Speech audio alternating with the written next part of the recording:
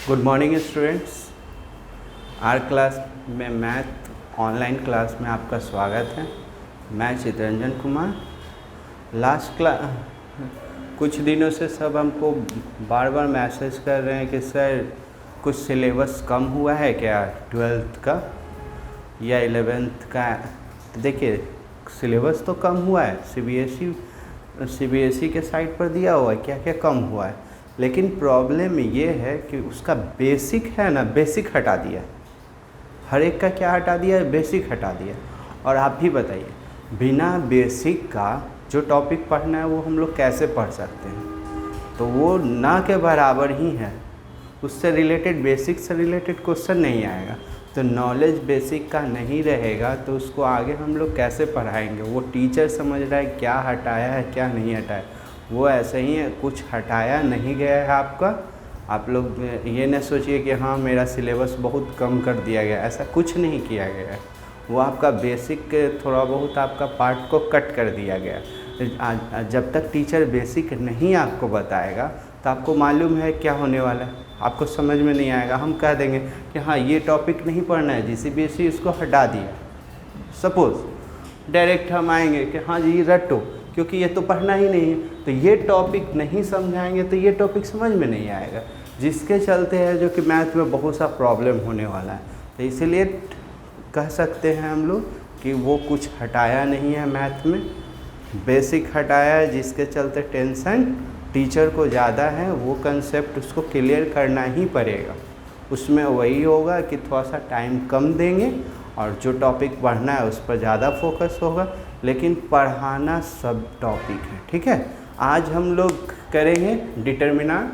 Last class में बोले थे कि वर्ड प्रॉब्लम बता रहे थे तो एक दो क्वेश्चन रह गया था, तो उसको देख लेंगे। अभी हम लोग वर्ड प्रॉब्लम एक दो क्वेश्चन देख लेते हैं और फिर उसके बाद हम लोग आज का टॉपिक होगा क्या, डिटर्मिनेंट। ठीक है, चलिए एक दो क्वेश्चन देख लेते हैं, मैट्रिक्स से ही रिलेटेड वर्ड प्रॉब्लम का है।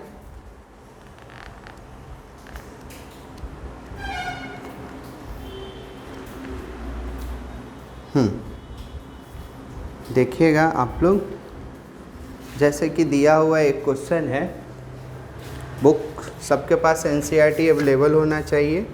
मिसले वर्ड प्रॉब्लम हम बता रहे हैं आपको, तो 3.2 का क्वेश्चन नंबर 20 वर्ड प्रॉब्लम। देखिए दो तीन है, उसको हम कोशिश कर रहे हैं समझाने का। एक क्वेश्चन नहीं लिखेंगे टाइम वेस्ट होगा, क्वेश्चन नहीं लिख रहे हैं। 2.2 एनसीईआरटी क्वेश्चन नंबर 20। तो कह रहा है कि book shop of a particular school has 10 दर्जन दे दिया है, केमिस्ट्री का बुक दे दिया है, 10 दर्जन फिजिक्स का बुक दे दिया है और 10 दर्जन इकोनॉमिक्स का बुक दे दिया है। और उसका सेलिंग प्राइस दे दिया है ईच का 80 रुपया दे दिया है, 60 रुपया और 40 रुपया ईच रेस्पेक्टिवली। तो find the total amount, total amount निकालना है।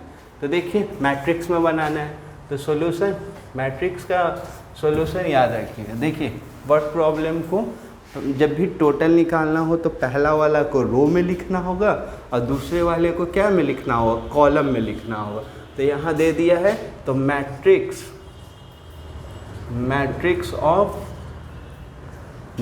ऑफ बुक बोल दीजिए, बुक्स। तो बुक्स आपको क्या दे दिया, 10 डजन, फिर है जो कि आपका 8 डजन,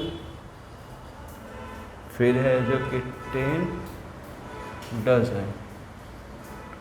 ठीक है, ये आपका कौन सा बुक है, तो ये आपका केमिस्ट्री का है, ये फिजिक्स का है, ये आपको इको का है। आप लोगों को तो मालूम ही है डजन में कितना होता है, तो एक दर्जन में 12 होता है, तो 12 से इंटू कर लीजिए, तो ये 120 हो जाएगा। ये आपको 12 से करिएगा तो 12 96 हो जाएगा, ये आपको 120 हो जाएगा। ठीक है, ये बुक हो गया। इसका सेलिंग प्राइस दे दिया, तो ऐसे लिख लीजिए, मैट्रिक्स ऑफ सेलिंग प्राइस तो देखिए अगर पहला आप रो में लिख रहे हैं तो याद रखिएगा दूसरा को आपको रो में नहीं लिख सकते हैं, उसको क्या में लिखना होगा, कॉलम में। तो कितना दे दिया है, 80 रुपया दे दिया है, 60 रुपया दे दिया है, और क्या दे दिया है, 40 रुपया दे दिया, 40 रुपया दे दिया। ठीक है, अब इसका हम लोगों को टोटल अमाउंट चाहिए। क्या चाहिए, टोटल अमाउंट। तो यहाँ क्या लिखें, टोटल अमाउंट।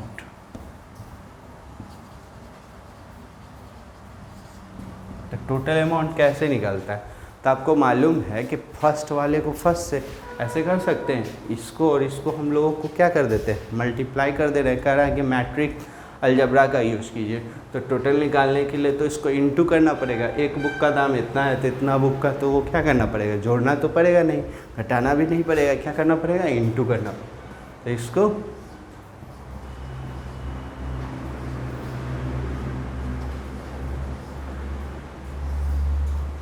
ये हो गया आपका 60, ये 40। चलिए अब इसको आपको इनटू आता है, इनटू आपको आता है ऐसे। अगर उल्टा कर लेता है कोई, अगर इसको कॉलम में लिखेगा, इसको रो में लिखेगा, तो आप देख सकते हैं मल्टीप्लाई का आपको रूल बता दिए थे कि फर्स्ट का कॉलम सेकंड का रो मस्ट बी इक्वल। तो देखिए इसमें कितना है, 1, ये आपका 3, 1 2 3, 3/1। तो पहले का कॉलम दूसरे का रो मस्ट बी इक्वल, और आंसर कितना आना चाहिए था, 1/1। तो टोटल अमाउंट में सिंगल डाटा ही ना आएगा। तो बोलिए पहले वाले को पहले से इंटू किए, तो इसको इससे कीजिएगा तो 12 × 96, इसको इससे कर दीजिएगा 6 × 36, 3 हो जाएगा, 54 × 3 57, आइए 12 × 4 48। अभी टोटल कीजिए तो बोलिए 0 6 13 13 2 2 2 14 14 18 2 20। यही इसका हो गया आपका टोटल अमाउंट। चलिए एक क्वेश्चन हो गया, एक क्वेश्चन और कर लेते हैं, जल्दी कीजिएगा।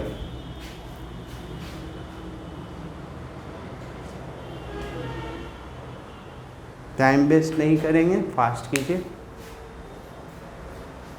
क्वेश्चन नंबर 19,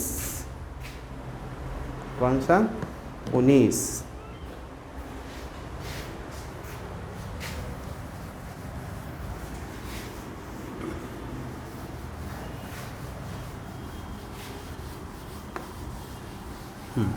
देखिए 19 में क्या कह रहा है, क्वेश्चन हम नहीं लिख रहे हैं, क्वेश्चन आपके बुक एनसीईआरटी को फॉलो कर रहे हैं। एनसीईआरटी सबके पास होगा। 19, ठीक है, समझिएगा। एक ट्रस्ट फंड है, क्या है, एक ट्रस्ट फंड है, has 30,000 that must be invest in 2 different type of bond. वो 30,000 रुपया को 2 बॉन्ड में क्या करना चाहता है, इन्वेस्ट करना चाहता है, 2 अलग अलग। तो फर्स्ट बॉन्ड पे 5% इंटरेस्ट, पहला बॉन्ड है जो कि 5% इंटरेस्ट देता है, और दूसरा बॉन्ड है जो कि 7% इंटरेस्ट देता है। Using the matrix multiplication determine how to divide 30,000 among the 2 type of bond if trust fund must obtain annual total interest of 1800। देखिए 30,000 रुपया है, उसको 2 फंड में देना है। मैथ के स्टूडेंट हैं आप लोगों को मालूम होगा कि मैथ में हमेशा लेट करते हैं। तो सपोज कीजिए पहले वाले को आप क्या दिए होंगे, x दिए होंगे, तो आपके पास 30,000 है, तो पहले वाले को x दिए होंगे, तो दूसरे वाले को 30,000 माइनस x हो जाएगा। तो इन्वेस्टमेंट हो गया। पहला वाला से हमको 5% इंटरेस्ट मिल रहा है, दूसरा वाला से हमको 7% इंटरेस्ट मिल रहा है, और टोटल हमको इंटरेस्ट मिल रहा है। 2 उसमें क्वेश्चन है, ए और बी। तो पहला वाला से हमको अब इंटरेस्ट मिल रहा है 1800, और दूसरा वाला से इंटरेस्ट मिल रहा है हमको 2000। यानी कि कहने का मतलब 2 क्वेश्चन है। एक वाला क्वेश्चन में है जो कि 1800 इंटरेस्ट है, अगला दूसरा क्वेश्चन जब बनाइएगा तो इंटरेस्ट खाली चेंज हो गया, उसका 2000 इंटरेस्ट है। लिखने का तरीका, तो यहाँ क्या लिखिएगा, let let investment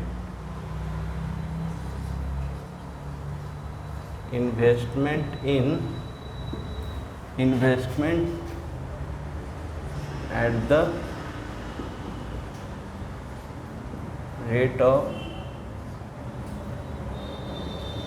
5%, investment at the rate of 5% भी 5% वाला पर हम लोग कितना इन्वेस्ट कर रहे हैं, तो 1 रुपये, और then investment at the rate of 7%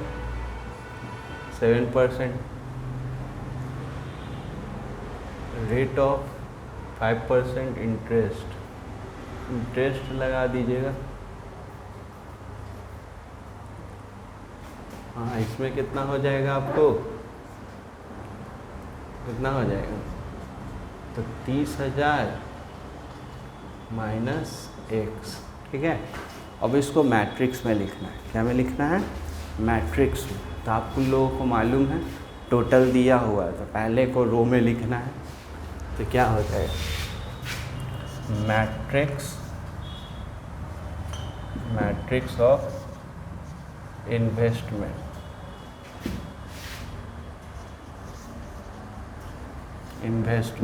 equal to क्या, ऐसे कर लीजिए x और यहाँ 30,000 माइनस x, क्लियर। अब है जो कि आपको रेट ऑफ इंटरेस्ट भी दिया होगा, तो matrix of interest,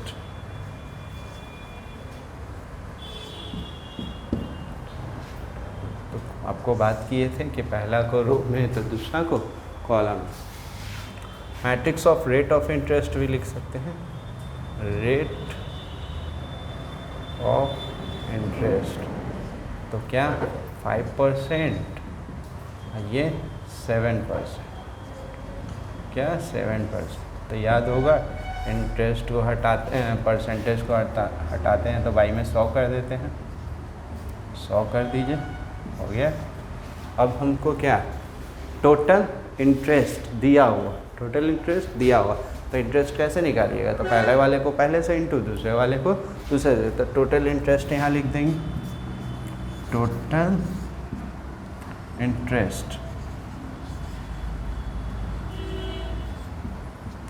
interest equal to क्या, दोनों को प्रोडक्ट, x 30,000 माइनस x, ये हो जाएगा 5/100, ये 7/100, ठीक है। अब यहाँ तक तो दोनों क्वेश्चन के लिए हो गया। इंटरेस्ट आपको दे दिया है 1800 रुपये, तो यहाँ 1 कर कर लीजिएगा, तो पहला में 1800 लिख लीजिएगा। अब ये तो दिया हुआ, चलिए सॉल्व कर लीजिए। तो पहले वाले को पहले से, तो ये क्या हो जाएगा 5x बाई में 100, और इसको ऐसे कीजिएगा तो 2,10,000, ये हो जाएगा माइनस 7x बाई में 100। ये भी सिंगल डाटा है, भी सिंगल डाटा, दोनों को क्या कर लीजिए, इक्वेट कर लीजिए। तो ये हो जाएगा 1800, एलसीएम लीजिएगा तो 100, तो सेम हो जाएगा। तो ये 2,10,000 और साथ में से 5 चला जाएगा तो कितना हो जाएगा 2x, तो इसको इधर भेज दीजिए, तो 1,80,000 और ये माइनस 2x, इसको इधर तो ये हो जाएगा 2x, ये इधर आ जाएगा तो 30,000, तो x इक्वल टू 15,000, यानी कि पहला बॉन्ड में इन्वेस्ट करेंगे 15,000, तो दूसरा बॉन्ड में हो जाएगा 30,000 माइनस 15,000, यानी कि 15,000। तो hence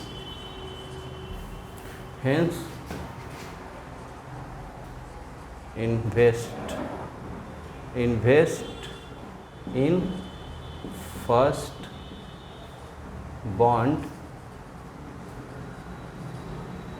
invest in first bond is 15,000 and in second bond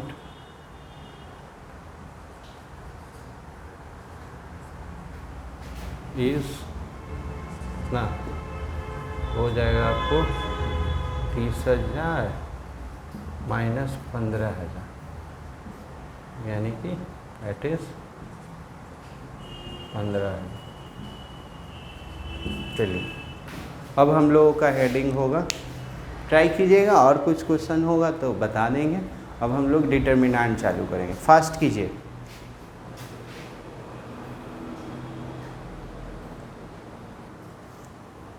चलिए नेक्स्ट टॉपिक होगा आपका क्या, डिटर्मिनेंट। तो डिटर्मिनेंट होता क्या है, सबसे पहला पॉइंट। तो डिटर्मिनेंट देखिए उन लोगों को ही समझ में आएगा, एकदम डेफिनेटली बहुत इजी है डिटर्मिनेंट। बहुत लोग हैं जो कि हवा उड़ा दिए हैं कि बहुत हार्ड है डिटर्मिनेंट। डिटर्मिनेंट उनके लिए बहुत इजी है जो क्या पढ़ चुके हैं, मैट्रिक्स। जिनको मैट्रिक्स पर अच्छा से कमांड हो चुका है तो डिटर्मिनेंट उनके लिए बहुत इजी है। जिनको मैट्रिक्स पर कमांड नहीं है तो आप पीछे का पूरा है जो कि सेशन देखिए, पूरा क्लास देखिए, मैट्रिक्स को क्लियर कीजिए आप लोग। जब तक मैट्रिक्स क्लियर नहीं होगा आप डिटर्मिनेंट कह सकते हैं नहीं समझ में आएगा। डिटर्मिनेंट क्या है, determinant is a matrix. Determinant भी मैट्रिक्स है, लेकिन मैट्रिक्स बहुत होता है। लेकिन कैसा मैट्रिक्स है डिटर्मिनेंट, तो ऑलवेज स्क्वायर मैट्रिक्स। कैसा मैट्रिक्स है, स्क्वायर मैट्रिक्स। मैट्रिक्स को सॉल्व करते थे, समझिएगा, मैट्रिक्स को सॉल्व करते थे तो मैट्रिक्स मिलता था। मैट्रिक्स को जोड़ते थे, घटाते थे, या मैट्रिक्स को मैट्रिक्स से इनटू करते थे तो हमको मैट्रिक्स मिलता था। लेकिन डिटर्मिनेंट को हम लोग क्या करेंगे, जब सॉल्व करेंगे तो वहाँ से हमको क्या मिलेगा, न्यूमेरिकल वैल्यू मिलेगा। क्या मिलेगा, न्यूमेरिकल वैल्यू मिलेगा, यानी कि कह सकते हैं वैल्यू मिलता है। तो कोई पूछेगा डिटर्मिनेंट का डिफिनीशन, तो डिटर्मिनेंट का एकदम सिंपल डिफिनीशन। अभी क्या बोले कि डिटर्मिनेंट क्या होता है, क्या होता है, अभी आपको बताया कि स्क्वायर मैट्रिक्स होता है। वो क्या देता है, वैल्यू देता है, बस। अब मैट्रिक्स हम लोग पढ़ चुके थे कि मैट्रिक्स क्या होता था, तो मैट्रिक्स होता था set of number arrange in a row और कॉलम, आपको बताए थे, उसी को हम लोग मैट्रिक्स कहते थे। तो डिटर्मिनेंट भी अरेंजमेंट होता है, लेकिन कैसा अरेंजमेंट होता है, तो स्क्वायर मैट्रिक्स होता है। मैट्रिक्स हम आप लोगों को पढ़ा दिए, तो डिटर्मिनेंट का डिफिनीशन लिख सकते हैं। आज का हम लोगों का टॉपिक होगा डिटर्मिनेंट।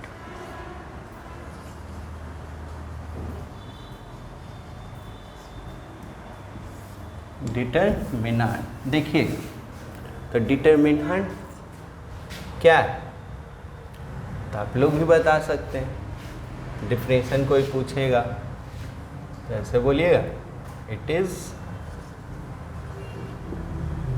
Is a number. क्या है, नंबर एसोसिएटेड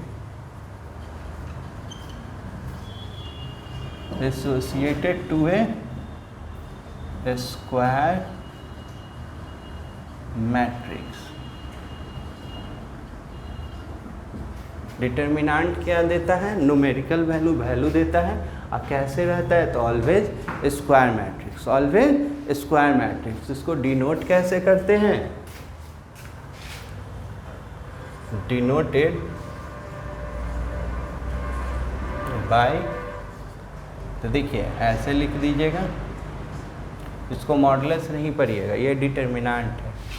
या शॉर्ट में आप लिख सकते हैं डी ए का, या ऐसे ट्रायंगल भी बना देते हैं तो उसका मतलब होता है न्यूमेरिकल वैल्यू। अब समझने का कोशिश कीजिएगा, ठीक है। तो देखिएगा, इसी को कोशिश कर रहे हैं समझाने का एग्जाम्पल के थ्रू। इफ़ ए बोले थे कि मैट्रिक्स होता है, तो एक मैट्रिक्स ले लीजिए, ए बी सी डी, ठीक है। ये कैसा आपका स्क्वायर मैट्रिक्स है, 2x2 का ले लीजिए, 3x3 का ले लीजिए, 4x4 का ले लीजिए। अब उसको क्या करते हैं, इसका हम लोग डिटर्मिनेंट लिखेंगे। तो देन तो डिटर्मिनेंट कैसे लिखेगा? Then determinant of A is written as, देखिएगा कैसे लिखेंगे, इसी को आप ऐसे लिख सकते, ऐसे। तो जैसे ही ऐसे लिखे ना, तो मैट्रिक्स का साइन हटा दीजिएगा, ये साइन दे दीजिएगा ए बी सी डी, यही साइन को हम लोग डिटर्मिनेंट के तौर पर, इसी को आप लिख सकते हैं क्या? डी, ठीक है। 2 वाला हो गया। उसी तरह से आप 3 वाला भी उसी तरह से लिख सकते हैं, ठीक है। ये 2 वाला हो गया, 3 वाला आप ए बराबर दे दिया जाएगा A B C D E F G H I, ठीक है। देन लिख लीजिएगा ये सब सेम। तो यहाँ डिटर्मिनेंट लिखना होगा कैसे?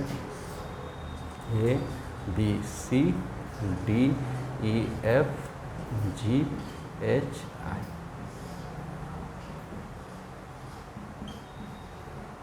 चलिए।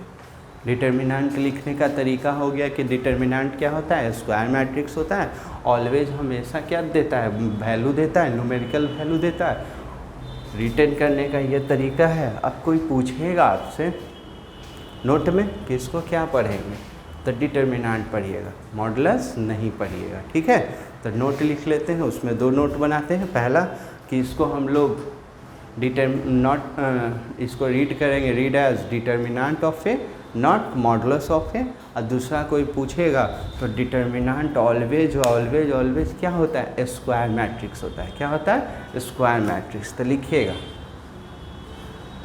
नोट पहला, जल्दी कीजिएगा। For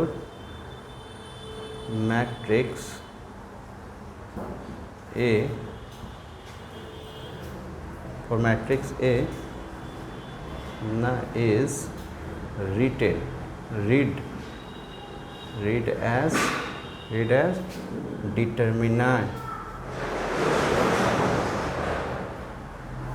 determinant of A, not but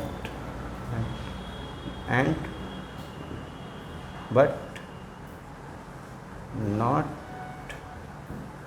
modulus of A। लिख दिए कि फॉर क्या? फॉर मैट्रिक्स A ना is read as determinant of A but not modulus of A। और दूसरा क्या बोले हम? दूसरा बोले कि वो क्या रहता है? ऑलवेज रहता है। तो क्या स्क्वायर मैट्रिक्स रहता है। तो दूसरा लिख सकते हैं only square matrix have determinant.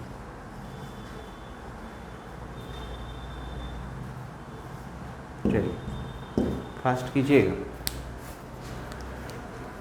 अब हम लोग आगे पढ़ेंगे, जल्दी जल्दी कीजिए, इसमें हम लोग टाइम वेस्ट नहीं करेंगे, थोड़ा फास्ट कीजिए।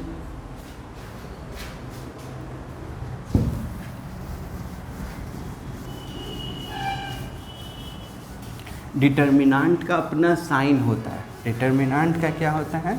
अपना साइन होता है। तो देखिएगा क्या साइन होता है, कंसंट्रेट कीजिएगा। तो डिटर्मिनेंट का अपना साइन होता है। तो लिख सकते हैं पॉइंट बना के, साइन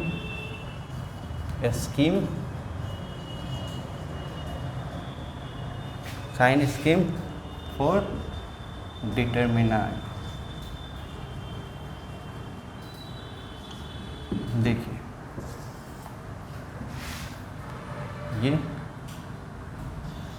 ये प्लस होता है, ये माइनस है, तो ये प्लस हो जाएगा, ये क्या हो जाएगा? माइनस। अल्टरनेट चलता है। क्या चलता है? अल्टरनेट, 2 वाला।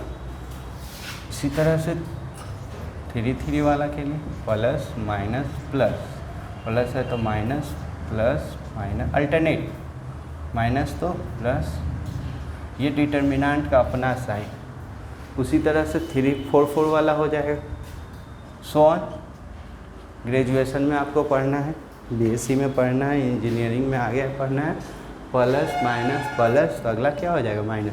साइन क्या होते जाता है, चेंज हो जाता है। साइन क्या होते जाता है, चेंज। अगला पॉइंट है, यहाँ से हम लोगों का क्वेश्चन बनेगा हाउ टू एक्सपेंड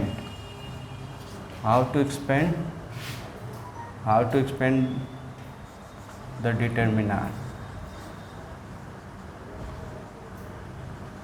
डिटर्मिनेंट को कैसे एक्सपेंड करेंगे। ठीक है, तो चलिए पहला 2 × 2 वाला देख लेते हैं।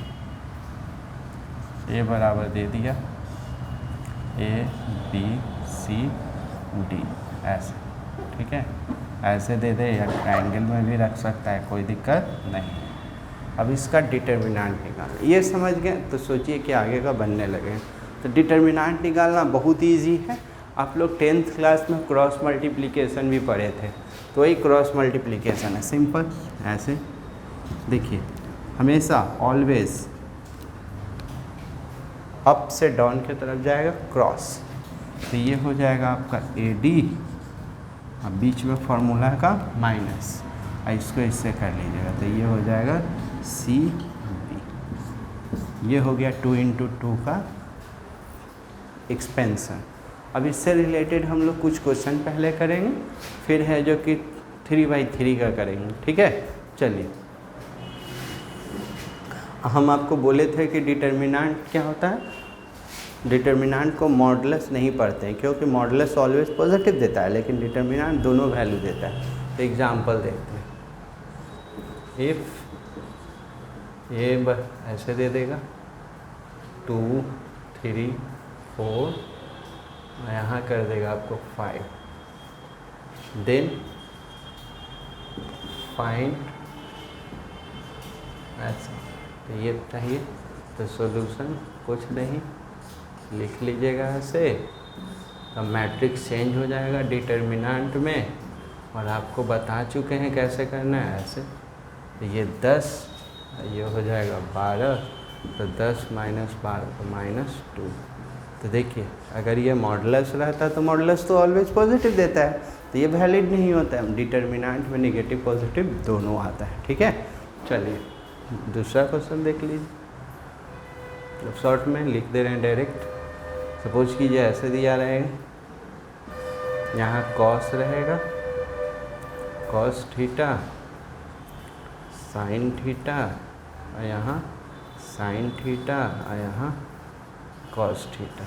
तो इसका क्या हो जाएगा, तो सेम ऐसे कर लीजिएगा। तो ये कॉस स्क्वायर, बीच में फार्मूला का माइनस, इसको इससे कीजिएगा तो माइनस साइन स्क्वायर, तो माइनस माइनस प्लस, तो साइन स्क्वायर, तो cos square plus sine square क्या हो जाएगा 1, क्या हो जाएगा 1। ठीक, एक क्वेश्चन और देख लेते हैं। जल्दी कीजिए, यहाँ तक जल्दी उतारिए, टाइम वेस्ट ना कीजिए, फास्ट।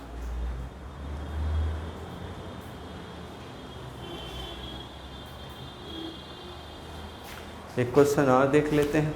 यहाँ ऐसे दिया रहेगा, बुक का ही सहारा ले लेते हैं कि आपको बनाने आना चाहिए। ये दे देगा फाइंड, तीसरा फाइंड द वैल्यू, ये हो गया ना, इसको यहाँ लिख लेते हैं। Find the value of x if, ऐसे दे दे यहाँ 2 4 5 1, ये यहाँ कर देगा 2x 4 6 x। तो ये आपका डिटर्मिनेंट दिया हुआ मैट्रिक्स नहीं है, तो बहुत इजी है, एक लाइन का सॉल्यूशन। कुछ नहीं कीजिए, इसको इससे कर लीजिएगा तो क्या हो जाएगा 2, बीच में फार्मूला का माइनस, ये हो जाएगा आपका 20, अब आ जाइए ये, तो 2x² ये 24, तो ये आपका कितना आ जाएगा -18, ये हो जाएगा, ये आपका माइनस है इधर आ जाएगा तो क्या हो जाएगा प्लस इक्वल टू 2x², आपका कितना 6 इक्वल टू 2x² होगा ना। इसके बाद यहाँ आ जा रहे हैं तो बोलिए, तो x² इक्वल टू 3, ये काट दीजिएगा तो ये हो जाएगा 3, तो उधर जाएगा तो क्या x इक्वल टू क्या ±√3, ठीक है फास्ट। अब हम लोग ये 2 × 2 वाला था, अब 3 × 3 वाला करेंगे। 3 × 3 वाले को हम लोग 6 तरीक़ा से सॉल्व करते हैं। 6 तरीक़ा से आंसर क्या आता है, सेम आता है। तो देखिए क्वेश्चन से 6 तरीक़ा जानेंगे, यहाँ पर एक ही तरीक़ा जानेंगे डिटर्मिनेंट को कैसे एक्सपेंड करना है, ठीक है। कोशिश कीजिएगा, बहुत इजी है, नहीं समझ में आएगा तो टेंशन आपका बढ़ेगा। देखिए क्या बोलना चाह रहे हैं। दूसरा नंबर, सपोज कीजिए ऐसे है, ABCDEFGHI, इसको आपको एक्सपेंड करना है। तो उसको एक्सपेंड करने से पहले याद कीजिए, जब हम लोग क्या पढ़ रहे थे, मैट्रिक्स पढ़ रहे थे, तो बताए थे आपको कि हॉरिजॉन्टल लाइन को रो कहते हैं, वर्टिकल लाइन को क्या कहते हैं, कॉलम कहते हैं, वो आना चाहिए। तो यहाँ एक बार लिख देते हैं। तो इसको हम लोग क्या कहते हैं, R1, इसको R2, ये हो गया आपका R3, ये हो जाएगा C1, C2, ये क्या C3, ऐसे। तो चलिए अब हम लोगों को, तो यही है 6 तरीका बोल रहे थे ना, तो 3 तरीका है रो से सॉल्व करने का और 3 तरीका है कॉलम से सॉल्व करने का। अब कोई रो से करे या कॉलम से करे, सभी से वैल्यू क्या आएगा, सेम आएगा। वो नोट्स में बाद में लिख पाएंगे, पहले 6 बता देंगे आपको कि हाँ एक क्वेश्चन को ही सॉल्व करेंगे, फर्स्ट रो से, सेकंड रो से, थर्ड रो से, कॉलम 1 से, कॉलम 2 से, कॉलम 3 से, और सबसे देखेंगे कि वैल्यू सेम है। तो नोट्स एक हम बनाएंगे, उस पर देखते हैं। चलिए इसी को हम लोग फिर से लिख लेते हैं, ABCDEFGHI। देखिए बहुत इजी तरीका बता रहे हैं, जितना इजी हम बता रहे हैं आप रियलाइज़ कीजिएगा कि हाँ सर अच्छा से कर लेंगे तो हो जाएगा मेरा। चलिए तो यहाँ लिखेंगे एक्सपेंडिंग along R1। तो R1 तो आपको मालूम है ये, तो लिखने का तरीका सिर्फ आना चाहिए। ए के लिए लिखिएगा, एकदम सिंपल रूल है। ए के लिए लिखिएगा तो ए लिख लीजिएगा, क्या लिख लीजिएगा, यहाँ का साइन क्या है, प्लस है, तो प्लस तो आगे दिखता नहीं है, तो ए लिख लीजिएगा। और लिखने के बाद 2 × 2 वाला होता है ना डिटर्मिनेंट, अभी सीखे ना, उस तरह से बना देना। अब जिसके लिए सॉल्व कर रहे हैं उसका रो और कॉलम को हाइड कर दीजिए। क्या कर दीजिए, हाइड कर दीजिए। तो लीजिए रो और कॉलम को हाइड कर दिया, जो दिख रहा है उसको उतार देंगे। और लिखने का हमेशा तरीका ऐसे ही हो, लेफ़्ट से राइट के तरफ लिखेंगे। तो बोलिए छुपाए तो क्या दिखा, EFGHI, ये ना दिखा, लिख दीजिएगा। फिर ये प्लस है, ये क्या हो जाएगा, डिटर्मिनेंट का अपना साइन, तो ये प्लस, तो ये क्या माइनस। और सपोज कीजिए ये माइनस भी रहता तो माइनस माइनस यहाँ क्या हो जाता, प्लस, माइनस माइनस क्या हो जाता, प्लस, ठीक है। तो ये प्लस, तो ये क्या माइनस, बी के लिए फिर से वही काम, छुपा दीजिएगा, छुपा दीजिए ऐसे। बी के लिए कर रहे हैं तो बी का रो और कॉलम हाइड कर दिए, और जो दिख रहा है उसको लिख दीजिए। तो क्या दिख रहा है, DGFI, ठीक है, प्लस माइनस प्लस साइन होता है ना, फिर छुपा दीजिए। तो बोलिए DEGH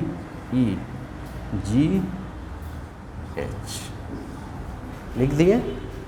अब लिखने के बाद आप लोग पढ़ चुके हैं, अब मेरा यहाँ से कहानी ख़त्म। अब क्या करना है आप लोग, ए लिख लीजिए, अभी आपसे बताए थे ऐसे, तो E I H F minus B, यहाँ D I minus G F plus C, फिर यहाँ D H minus E G बोलिए या जी, ऐसा। ये हो गया आपका एक्सपेंशन 3 इंटू 3 1। अब इस पर हम लोग एग्जाम्पल देखेंगे, फास्ट कीजिएगा।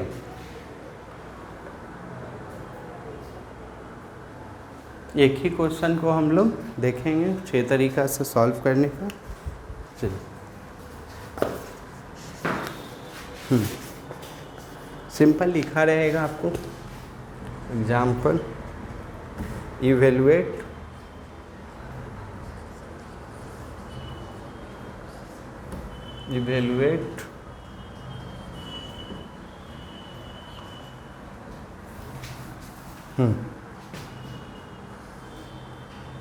Three minus 4 5 1 1 minus 2 2 3 1। देखिएगा कितना तरीका से बोले हैं, 6 तरीका से, 6 तरीका से सेम वैल्यू आएगा। कोशिश करते हैं समझाने का। यहाँ लिख लीजिएगा आप लोग सॉल्यूशन, हम लिख रहे हैं सॉल्यूशन। अब यहाँ लिख दीजिएगा एक्सपेंशन, गिवन में दिया हो एक्सपेंडिंग अलोंग किसके, R1।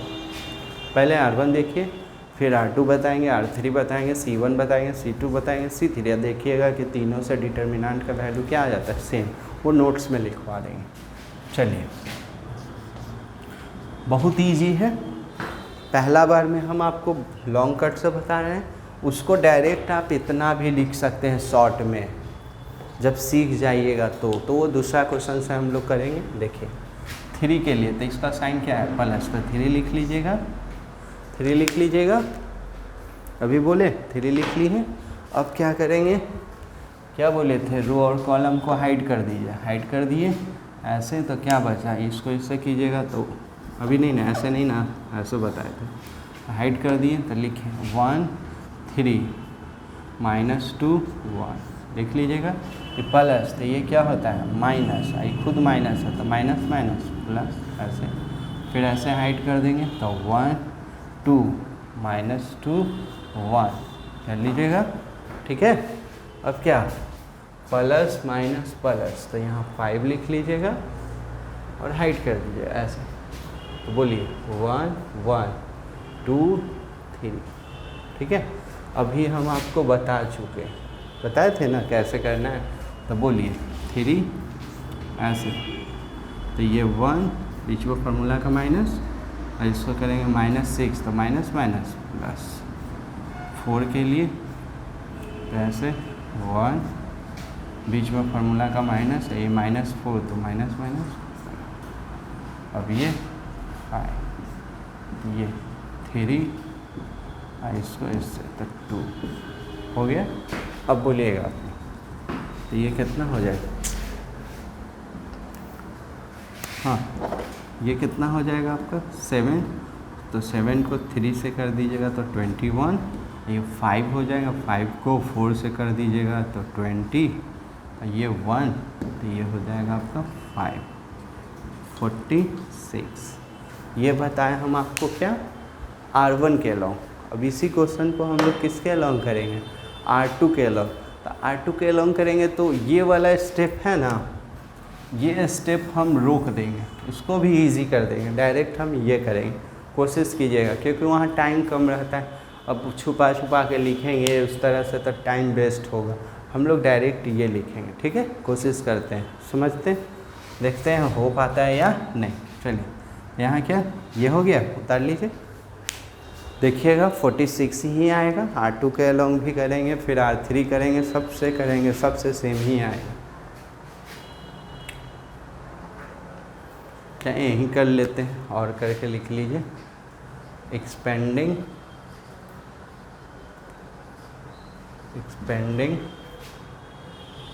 Along R2। देखिएगा शॉर्ट में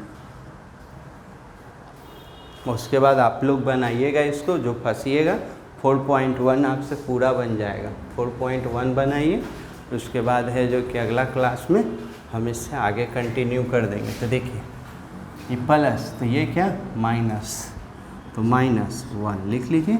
अब क्या बोले थे, जिसके लिए करना है उसका रो और कॉलम छुपा दें, छुपा दिए, ठीक है। हमेशा इंटू ऊपर से होता है, तो ऐसे इसको इससे, तो इसको इससे करेंगे तो ये क्या हो जाएगा -4, इसको इससे करेंगे तो 15 50, तो ये प्लस माइनस, तो ये क्या हो जाएगा प्लस, तो 1 के लिए तो 1 ऐसे छुपा दीजिए, ऐसे और ऐसे, तो यहाँ से ये हो जाएगा 3, ये हो जाएगा -10, माइनस प्लस माइनस, ये खुद माइनस है तो माइनस माइनस प्लस 2 के लिए ऐसे, तो इसको करेंगे तो 9 और इसको कीजिएगा तो -8, तो बोलिए 19 -19 तो माइनस माइनस प्लस, तो 19 हो जाएगा, और ये हो जाएगा -7, और ये हो जाएगा 17, 72 सा 34, तो इसको ऐड कर लीजिए